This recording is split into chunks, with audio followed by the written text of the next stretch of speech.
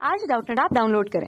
Doubtnut पर अपने सभी गणित, रसायन विज्ञान, भौतिक विज्ञान और जीव विज्ञान के डाउट्स का करो सफाया। बस प्रश्न की फोटो खींचो, एक ही प्रश्न को क्रॉप करो और तुरंत वीडियो सोल्यूशन पाओ। अभी डाउनलोड करें। हेलो दोस्तों, इस प्रश्न में पूछा गया है कि यदि किसी दीवार के दोनों ओर के तापांतर को 100 डिग्री सेल्सियस से बढ़ाकर 200 डिग्री सेल्सियस कर दिया जाता है, तब ऊष्मा चालकता गुणांक किस प्रकार से परिवर्तित होगा, हमें बताना है। जिसके लिए हमें इस प्रकार से 4 विकल्प दिए गए। तो इसके लिए हमें जो है पहले ऊष्मा चालकता गुणांक को समझना होगा। यहाँ पे तापांतर के साथ किस प्रकार से यह परिवर्तित होगा, यह भी हमें समझना होगा। तो मान लीजिए प्रश्नानुसार हम जो है इस प्रकार से एक दीवार लेते हैं, ठीक है, जैसे हमारे घरों में होता है। तो यहाँ पे दीवार लिया हमने।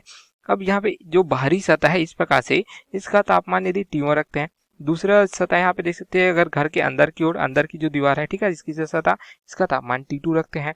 तो इनके बीच जो तापांतर दिया गया है, क्योंकि मान लीजिए यहाँ से अगर सूरज की रोशनी आ रही है, जिसके कारण क्या होगा, यह जो सतह है, ठीक है, बाहरी सतह जो है दीवार की, वो क्या होगी, अधिक गर्म होगी। तो यहाँ पे तापांतर जो है T1 ऋण T2 करेंगे, क्योंकि T2 का तापमान कम है। तो यहाँ पे जो तापांतर है अगर डेल T के रूप में है।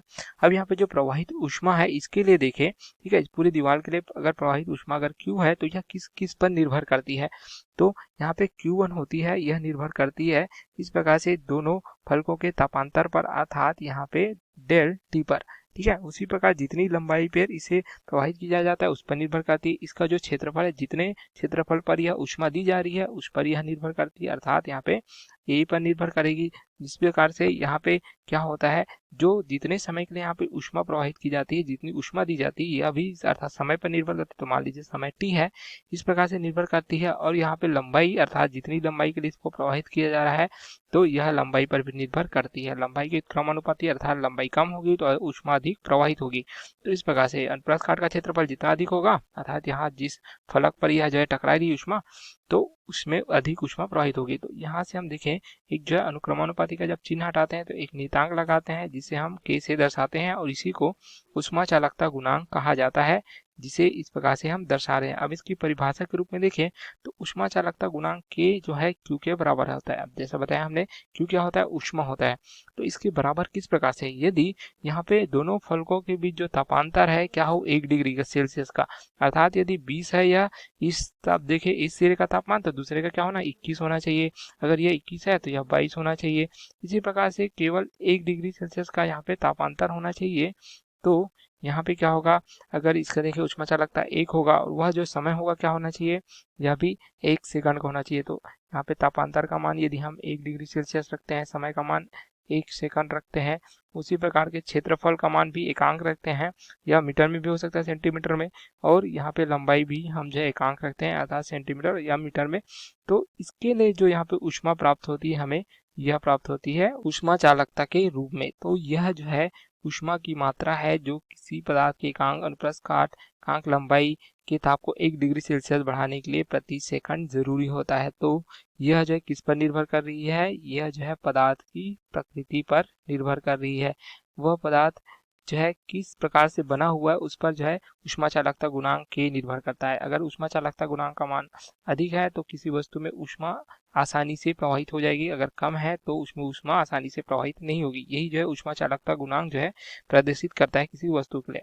जैसे हम लकड़ी के लिए देखते हैं तो लकड़ी का ऊष्मा चालकता गुणांक का मान कम होता है, अर्थात इसमें ऊष्मा जो है आसानी से प्रवाहित नहीं होती या लगभग ना के बराबर होती है। लेकिन यदि हम इसे किसी रॉड के लिए देखें, लोहे के लिए, तो इसका क्या होता है, ऊष्मा चालकता गुणांक का मान अधिक होता है, जिससे ऊष्मा इसमें आसानी से प्रवाहित हो जाती है। तो इस प्रकार से ऊष्मा चालकता गुणांक का जो है उपयोग होता है। अगर ऊष्मा चालकता गुणांक का मान हमें पता है तो हम बता सकते हैं कि उसमें ऊष्मा कितनी आसानी से प्रवाहित हो जाएगी। तो यहाँ पे देखिए, यहाँ पे जो तापमान है 100 डिग्री सेल्सियस, पहले देखिए इन दोनों के बीच तापांतर कितना था, 100 डिग्री सेल्सियस था इस प्रकार से।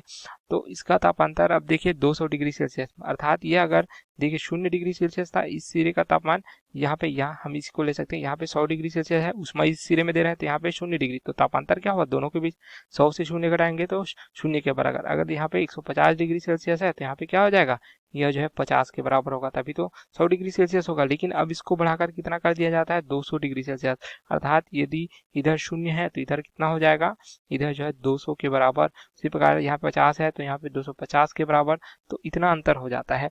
तो क्या इसका ऊष्मा चालकता गुणांक परिवर्तित होगा, यह हमें पूछा गया। तो हमने बताया कि यह जो है तापांतर पर निर्भर नहीं कर रहा है। उसी प्रकार से यहाँ पे इसके समय पर निर्भर नहीं कर रहा है, यह जो इसके क्षेत्रफल पर निर्भर नहीं कर रहा है, यह इसकी लंबाई पर निर्भर नहीं कर रहा है, तो यह जो है पदार्थ की प्रकृति पर निर्भर करता है। जैसे हमने उदाहरण दिया होता है, लकड़ी के लिए अलग होगा ऊष्मा चालकता गुणांक, उसी प्रकार से यहाँ पे लोहे के लिए अलग होगा। तो यह जो है इस पर निर्भर नहीं कर रहा है कि इन दोनों के बीच तापांतर कितना है, यह केवल निर्भर कर रहा है उस पदार्थ पर जिसमें ऊष्मा को प्रवाहित करना है। अगर यह देखिए जो दीवार है अगर सीमेंट से बनी है तो हम जो इसके लिए पहले पदार्थ है उसकी ऊष्मा चालकता गुणांक देखेंगे कि उसमें ऊष्मा कितनी आसानी से प्रवाहित हो सकती है। उसी प्रकार अगर मिट्टी की दीवार है तो उसके लिए मिट्टी पर निर्भर करेगी, ना कि यहाँ पे इन दोनों के बीच के तापांतर पर या उसकी लंबाई पर कि कितनी मोटी यहाँ पे दीवार है। तो यह उस पदार्थ पर निर्भर करती है। तो अगर तापांतर को कितना भी बढ़ाते हैं तो ऊष्मा चालकता गुणांक या जो है परिवर्तित नहीं होगी, केवल यहाँ पे ऊष्मा की मात्रा जो है इस प्रकार से परिवर्तित हो सकती है, लेकिन यहाँ पे ऊष्मा चालकता गुणांक जो है उस दीवार के लिए परिवर्तित नहीं होगी, क्योंकि यहाँ जो है उसी पदार्थ का बनाएगा। सीमेंट का है तो सीमेंट के लिए ऊष्मा चालकता गुणांक का एक निश्चित मान होगा, मिट्टी है तो उसके लिए निश्चित मान होगा। तो यहाँ क्या रहेगी, अगर तापांतर बढ़ाते भी हैं दोनों सिरे के तापमान के बीच अंतर, तापांतर क्या होगा, दोनों यहाँ पे जो सिरे हैं देख सकते हैं दीवार के, इसके भी तापांतर अगर बढ़ाते भी हैं तो भी इसमें कोई परिवर्तन नहीं होगा। सीमेंट की ऊष्मा चालकता गुणांक अगर जितनी है उतना ही मान रहेगा, तो यह परिवर्तित नहीं होगा। तो विकल्प ए हमारा सही उत्तर हो जाएगा। Okay, thank you. कक्षा 6 से 12वीं से लेकर नीट, IIT, JEE वो एडवांस के लेवल तक 1 करोड़ से ज्यादा छात्रों का भरोसा। आज ही डाउनलोड करें डाउटनेट ऐप या व्हाट्सएप करें अपने सारे डाउट्स 8400 400 400 पर।